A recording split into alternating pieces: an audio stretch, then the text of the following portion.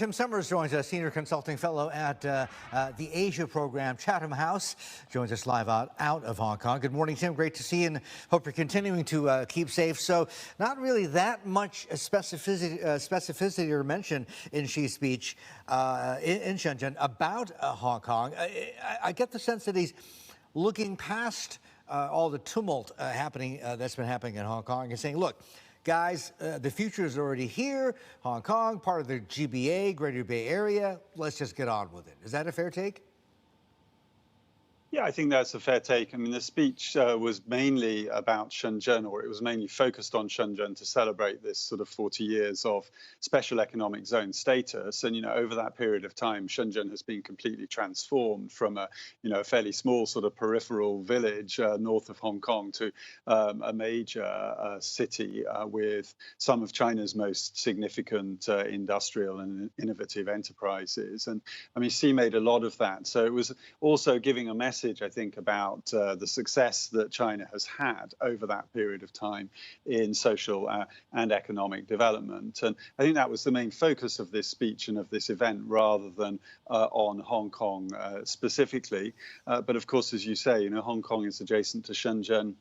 There are already ideas and plans of connecting these places further. That's also been a feature of the last 40 years anyway. And I think, it indicates that Hong Kong's future lies increasingly with that neighboring part of China.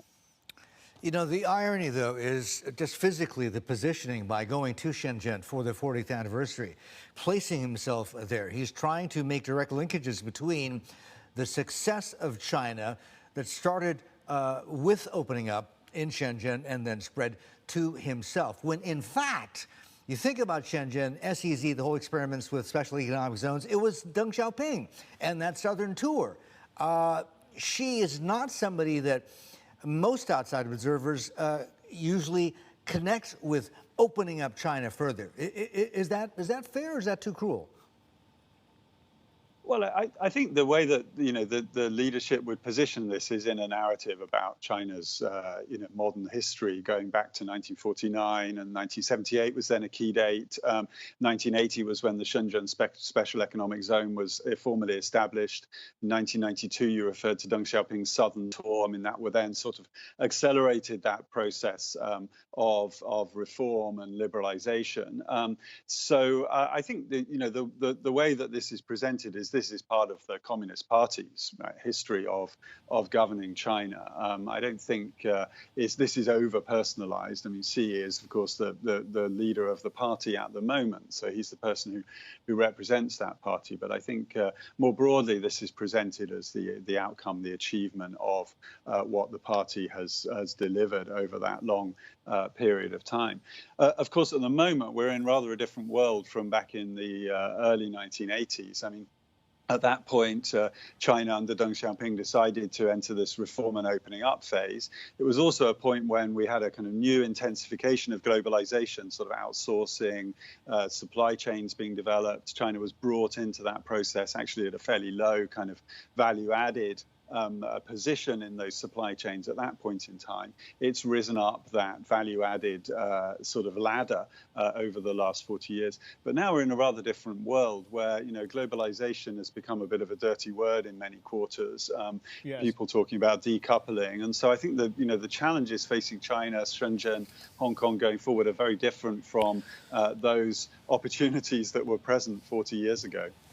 Tim, if we are talking about the near annexation of Hong Kong into the mainland, then can we say with certainty that Hong Kong has lost its status as a financial capital?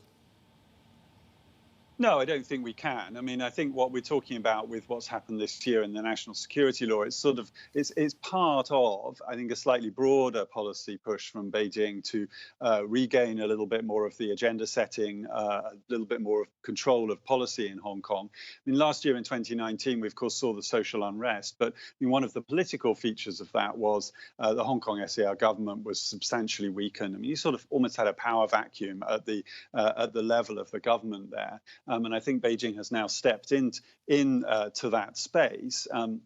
and it's going to be playing a more active role in shaping Hong Kong's future.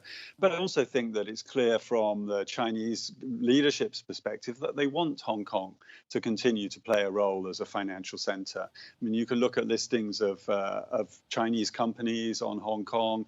I think people, in that sort of IPO business are reasonably bullish about the prospects of Hong Kong continuing to benefit from Chinese companies that develop and look to raise capital. Okay, Tim, I think Hong Kong does have a role to play there. We can say with some certainty then that big business is regime agnostic. It's largely on board with the shift towards the China orbit. How much evidence then is there of capital flight and flight of human capital, human talent as well, especially amongst the younger generation in Hong Kong? Well, I think there's certainly a lot of people talking, at the individual level about what they want to do in the future. Definitely, there's evidence of people who want to leave or who are trying to leave for various reasons. And I think it'll be interesting to see over the next, year how those numbers plan out. And this is something that's a bit difficult to gauge because it takes time for people to develop their plans. But I expect we will see a number of people decide to try and, make their futures elsewhere. Now, from a sort of hard-headed business financial perspective, whether that undermines Hong Kong's status is, I think, not so clear. I mean, there's also plenty of people elsewhere in China who'd be happy to come to Hong Kong and work and develop in the business and financial sector. So, of course, it will change the nature of Hong Kong a little bit, but it doesn't, I think, contribute to the declining relevance for Hong Kong as such.